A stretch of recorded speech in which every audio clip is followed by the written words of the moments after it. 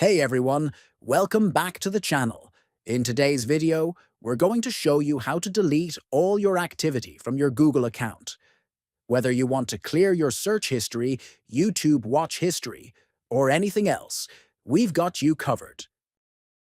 First, let's open Google My Activity. Simply go to the link myactivity.google.com in your browser. As soon as you're signed in, you'll be directed to your activity page.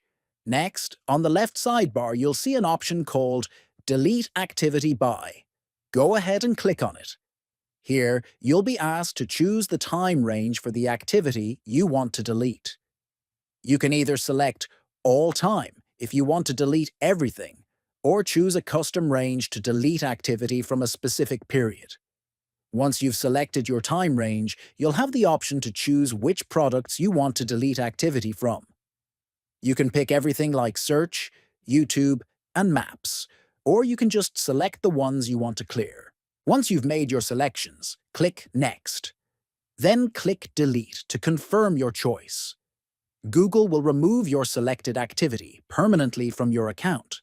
That's it. It's a simple process to delete your activity from Google.